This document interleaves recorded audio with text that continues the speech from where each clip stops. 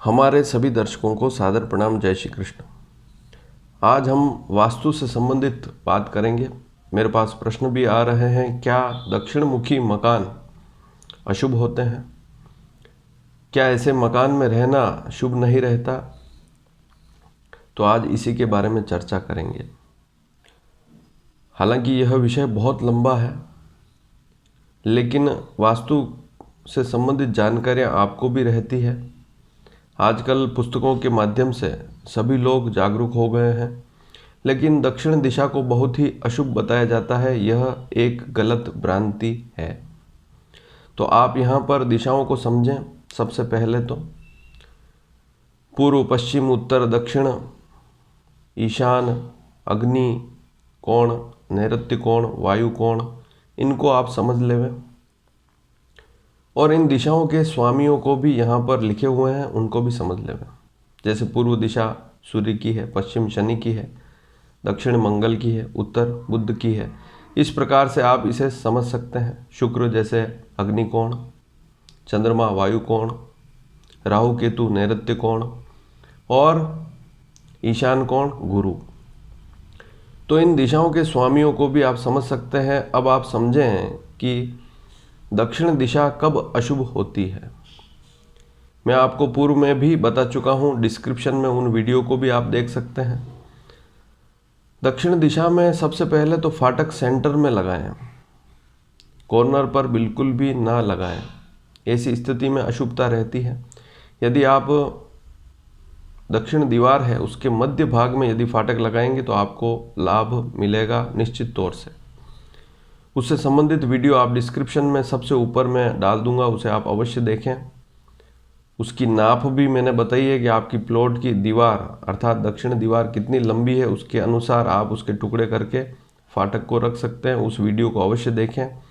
बहुत से लोग हमारे इस चैनल से जुड़े हुए नहीं हैं, जो नए नए जुड़ रहे हैं वे हमारे इस चैनल को सब्सक्राइब अवश्य करें। नीचे यहाँ पर लाल बटन है सब्सक्राइब का, उसे अवश्य दबाएं ताकि आने वाले समय में भी आपको महत्वपूर्ण जानकारियाँ समय पर मिल सके। दूसरी और महत्वपूर्ण बात, सबसे पहले तो फाटक मैंने बता ही दी। दूसरी और महत्वपूर्ण बात, भूमि का ढलान। यदि आपकी छत का पानी दक्षिण दिशा में गिरता है तो यह अशुभ स्थिति है। यदि आप मकान बना रहे हैं तो आपके घर का जितना भी छत का पानी है वह यदि उत्तर में या नॉर्थ ईस्ट में बहकर उधर जाए तो ज़्यादा अच्छा रहेगा। तो इस बात पर भी विशेष ध्यान रखें यदि आप दक्षिण मुखी मकान बना रहे हैं तो। बाकी दूसरी बातें जैसे ईशान कोण में भगवान का स्थान होना चाहिए, अग्नि कोण में किचन होना चाहिए, नैऋत्य कोण में गृह स्वामी अर्थात घर के मकान मालिक जो हैं उनके सोने का कमरा होना चाहिए। नैऋत्य कोण में सेफ्टी टैंक, या हर कमरे में यदि आप, आजकल तो नई फैशन चल रही है कि हर कमरे में टॉयलेट होता है, तो हर कमरे के नॉर्थ वेस्ट कोने में अर्थात वायु कोण में आप टॉयलेट बना सकते हैं। तो इस बात पर भी विशेष ध्यान रखें। दक्षिण मुखी मकान कभी भी अशुभ नहीं होते हैं। दक्षिण दिशा मंगल की दिशा है तो इसे मंगल से जोड़कर अशुभ बता दिया जाता है, और इसको बहुत ज़्यादा अशुभ बताकर फिर लोग घबरा भी जाते हैं और मकान बेच भी देते हैं। तो आजकल आप देख रहे हैं कि बहुत सी पुस्तकों में लिखा हुआ मिलेगा कि दक्षिण मुखी मकान जो है बहुत जल्दी बिक जाते हैं। उसका कारण यह है कि लोग भय और डर के कारण मकान बेच देते हैं, लेकिन आपको मकान नहीं बेचना है। एक सबसे बड़ी स्थिति हमने और देखी है कि दक्षिण जो है वह जो दक्षिण दिशा है वह ऊंची होनी चाहिए। नैऋत्य कोण है या दक्षिण वाली जो दीवार है ऊंची होनी चाहिए। जैसे ग्राउंड फ्लोर का आपने मकान बना रखा है, उसके ऊपर और आप मंजिल बना रहे हैं, तो बहुत सी बार लोग गलती क्या करते हैं कि उत्तर की तरफ, उत्तर वाली दीवार की तरफ कमरे बना देते हैं। इससे भी दक्षिण मुखी जो मकान है उसमें वास्तु दोष उत्पन्न हो जाता है। तो यदि आप ऊपर कोई मंजिल बनाना चाहते हैं तो सबसे ऊंचा हिस्सा दक्षिण वाला रखें, दक्षिण दीवार को ऊंचा रखें। यदि आप ऊपर 2 कमरे 3 कमरे बनाना भी चाहते हैं तो दक्षिण दिशा की तरफ वाले कमरे बनाएं, उत्तर को खाली छोड़ेंगे तो आपको लाभ मिलेगा। एक बात और ध्यान रखें कि घर में बरकत के लिए आप तुलसी का पौधा अवश्य लगाएं। ईशान कोण में तुलसी का पौधा लगाएं और तुलसी सूखने ना पाए, यदि सूखती है तो नई तुलसी उगा दें। आगे से आगे उसके डेवलपमेंट के प्रयास करें तो आपके घर में तरक्की के अवसर बनेंगे। और मंगल की दिशा है दक्षिण, तो आप एक पंचमुखी हनुमान जी की तस्वीर अवश्य, पंचमुखी हनुमान जी जिनकी यदि कोई तस्वीर मिल जाए, या आजकल तो रेडीमेड ऐसी फिक्स टाइल्स भी मिलती है, तो उस दीवार पर लगाएंगे, दक्षिण दीवार पर। और हनुमान जी का मुख यदि दक्षिण में रहता है, ऐसी स्थिति में भी आपको लाभ मिलेगा। दक्षिण मुखी मकान में सबसे बड़ी बात यह है कि सफाई का विशेष ध्यान रखें, गंदगी ना रखें, अच्छे पेड़ पौधे बोएं, दक्षिण दिशा को साफ सुथरा रखें। दक्षिण मुखी मकान है तो द्वार को भी साफ सुथरा रखें, किसी प्रकार की गंदगी ना रखें। इसके साथ ही यदि फाटक है तो उस पर भी जंग नहीं आना चाहिए, उसको भी साफ सुथरा रखें। वैसे भी वास्तु का नियम है कि घर में कहीं पर भी लोहे की फाटक है, गेट है, तो उसे भी साफ सुथरा रखें, उस पर जंग ना आने पाए, तो इससे भी आपको लाभ मिलेगा। और वैसे तो आप देखेंगे कि व्यापारिक स्थान है और कोई दुकान है यदि दक्षिण मुखी, तो सबसे श्रेष्ठ होती है व्यापारिक दृष्टि से देखें तो।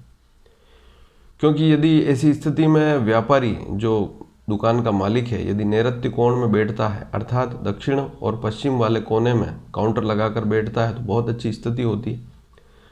दूसरी दिशाओं में जो दुकानें होती है उसमें नैऋत्य कोण इतनी अच्छी तरह से बैठने के लिए नहीं मिल पाता है जितना दक्षिण दिशा में मिल पाता है, तो दक्षिण दिशा तो सर्वश्रेष्ठ है। यदि आप घर में सुंदरकांड का पाठ करते हैं, हनुमान जी की अच्छी तरह से उपासना करते हैं, तो आपका दक्षिण मुखी मकान हो तो कोई समस्या वाली बात नहीं, कोई भी दिक्कत वाली बात नहीं। आप चाहें तो दक्षिण द्वार के नीचे जहाँ दरवाज़ा है, दक्षिण मुख्य फाटक है, उसके नीचे आप तांबे की छड़ या तांबे की प्लेट भी गाड़ सकते हैं। कोई तांबे का टुकड़ा है उसे आप गाड़ दें, उससे भी लाभ मिलेगा। मूंगा यदि गाड़ देते हैं, एक मूंगा खरीद कर लाएं, चाहे कैसा भी हो, त्रिकोण हो चाहे कैप्सूल जैसा हो, मूंगे को भी द्वार के नीचे गाड़ेंगे तो उससे भी आपको लाभ मिलेगा। दक्षिण मुखी मकान में सफाई का विशेष ध्यान रखें। वैसे तो कोई भी दिशा हो, सफाई का ध्यान रखेंगे तो वास्तु दोष होगा ही नहीं। तो दक्षिण दिशा के मकान मैंने नियम बता दिए कि मकान चाहे दक्षिण मुखी हो लेकिन भगवान का स्थान ईशान हो, अग्निकोण पर किचन हो, नैऋत्य कोण में सोने का कमरा हो मकान मालिक का, और वायु कोण में आपके घर का जो है सेफ्टी टैंक हो, टॉयलेट की व्यवस्था हो। इसके अलावा मुख्य बात यह भी है कि घर का जो सेंटर भाग है, मध्य भाग है, वह खाली होना चाहिए, डाइनिंग हॉल होना चाहिए, उस पर किसी भी प्रकार का वजन नहीं होना चाहिए। इस बात का भी ध्यान रखें क्योंकि वहाँ वास्तु की नाभि होती है। वास्तु पुरुष का चित्र देखेंगे तो सेंटर भाग जो होता है घर का, वहाँ वास्तु पुरुष की नाभि होती है, वहाँ पर किसी भी प्रकार की वजनदार वस्तु ना रखें, इस बात का भी ध्यान रखें। उत्तर खुला हुआ रखेंगे, दक्षिण तो खुला है ही लेकिन उत्तर भी थोड़ा सा खुला रखेंगे, पूर्व की तरफ भी थोड़ी गैलरी रखेंगे, खुला रखेंगे तो और अच्छा रहेगा। तो ये सारी बातें आपको ध्यान में रखनी होगी। यदि ट्यूबवेल करते हैं तो आपको ईशान कोण उत्तर कोण में रखेंगे, उत्तर दिशा में रखेंगे तो आपके लिए वहाँ पर भी लाभ मिलेगा। तो दक्षिण मुखी मकान अशुभ नहीं है। वास्तु के नियम अगर आप लागू करेंगे, वास्तु के अनुसार मकान बनाएंगे तो दक्षिण मुखी प्लॉट भी शुभ रहेगा। और उत्तर से दक्षिण लंबा प्लॉट बहुत ही श्रेष्ठ रहता है, पूर्व से पश्चिम लंबाई वाला प्लॉट सामान्य रहता है, इस बात को भी ध्यान में रखें। दक्षिण मुखी प्लॉट है लेकिन उत्तर से दक्षिण लंबा है तो श्रेष्ठ है, कोई दिक्कत वाली बात ही नहीं है। उसके बारे में भी मैं पूर्व में वीडियो बना चुका हूँ। तो यह वीडियो आपको कैसा लगा? यदि अच्छा लगा हो तो इसे शेयर अवश्य करें और हमारे चैनल को सब्सक्राइब अवश्य करें। धन्यवाद। जय श्री कृष्ण।